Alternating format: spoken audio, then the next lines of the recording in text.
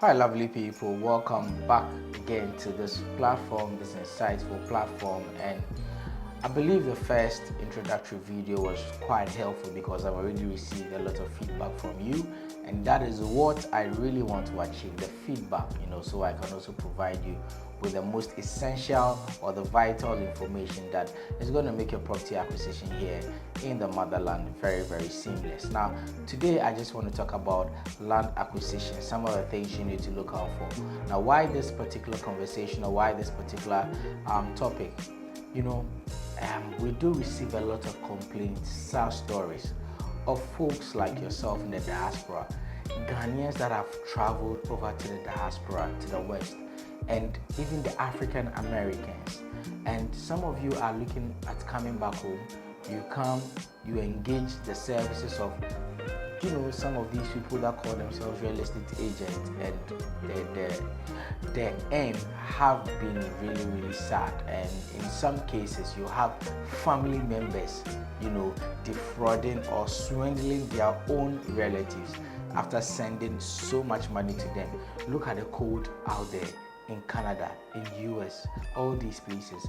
You go out there, you go and work, you send money back home, and only for you to be defrauded. Now, this is not a position that we or myself would like anyone to be in, and this is the reason why I'm taking time to just give you a few tips on the things to look out for when you want to acquire land in Ghana.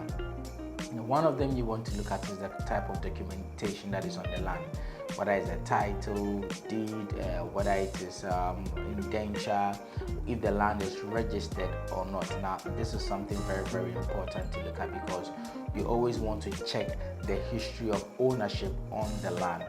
You always want to check that, so you can request a site plan and run your search.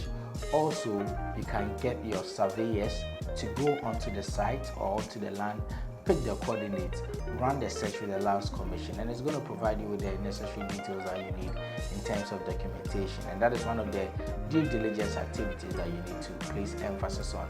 Another thing you may want to consider is the zoning regulations. Now, some of the lands, depending on where they are situated, are zoned for different activities or purposes. So you could have a land that is zoned for only commercial activities. That means that if someone sells that plot to you and you build a residential property on that land, you are bound to lose that property sooner or later.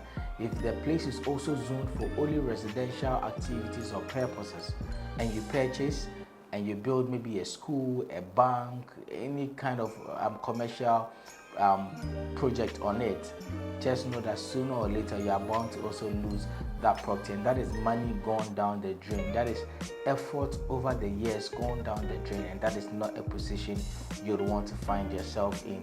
So it's also important that you know about the zoning regulations. Now, another thing you also want to find out, now even with the zoning regulations, now it's also important for you to know because there's something called eminent domain where the government can come in and take possession over your property.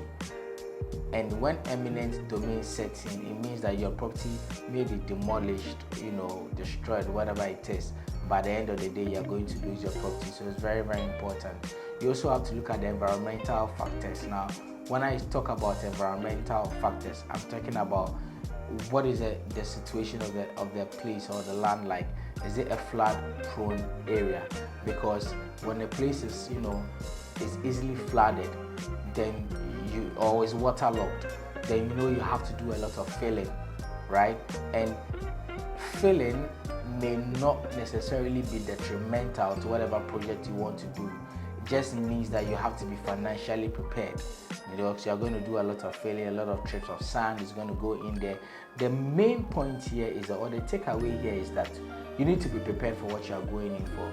And to be adequately prepared for what you are going in for, then it means that you have to be fully briefed on the actual state of the kind of land that you are acquiring, which is very, very, very important. Now, I mentioned documentation. It's also going to give you an idea of the lease on the property, which we will discuss in our subsequent broadcast or conversation. Another thing you want to check is the the utilities or amenities around. Now, when I say amenities, I'm talking about, how far or close is it to essential amenities. Amenities that are essential to the survival of a human being. So you're looking at hospitals, you're looking at grocery shops, you're looking at schools, all these things are amenities you need to look out for. And I'm going to show you a plot of land that has, access to some of these amenities. In fact, even assessing the location, the infrastructure, the road infrastructure to this place, how does it look like? It's important that you have an understanding of some of these things. Also, future development. Now, you also want to consider a place that has potential for development, right? And when I say potential for development, look, trust me, I live in the urban area, and I can tell the urban area is overly saturated, right? And when we talk about development, when we want people like yourselves to come back home, then we have to look at the places that have potential for growth. And when a lot of you come and settle at some of these places, you realize that we'll be expanding infrastructure, we'll be expanding development, and that is very, very, very key. So you also have to look at the potential for development where this land or this particular land is located at. So these and a few more that these and what I've discussed already is what I want us to look out for today. I don't want to overload you with too much information, but subsequently we'll be looking at other factors that are very pivotal when it comes to land acquisition in Ghana, because even the market value is important. There are places where you will get land, the prices are relatively affordable, and these are places that have potential for growth. But when you do your market analysis, you realize that in the next 2 years, in the next even 6 months or 1 year, you are looking at incredible ROI, return on investment, for this kind of land that you are buying. So one of the key takeaways I want you to have video is that don't be overly burdened when it comes to acquiring land in some of these places, because the urban areas are not the only go-to places when it comes to land acquisition in Ghana. And take it from someone like me who is on the ground. It's very, very important.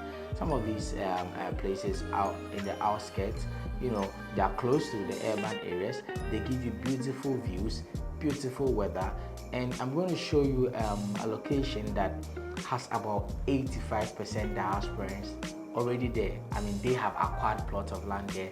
Some of them are building, and with just about 100,000 cedis, which should be around $5,000 to $6,000, you could acquire your dream property there today. So I'm here to offer you opportunities. I'm here to offer you an escape plan. I'm here to offer you freedom, back to the motherland. And I hope that this video has been really, really insightful and helpful. Now, again, what I want you to do is that I need you to come to the comment section and tell me what you think. So I'll leave today's edition here, and I hope it's been helpful. So what will I say now? Subscribe to the channel, put on your push notification so that every information that I share, you'll be the first to know about it. Like, most importantly, share and leave your comment in the comment section. If you have any questions, any inquiries, leave them in the comment section. My contact details are also in the description box. Okay, this is Seth the Realtor, and remember, information is power. See you.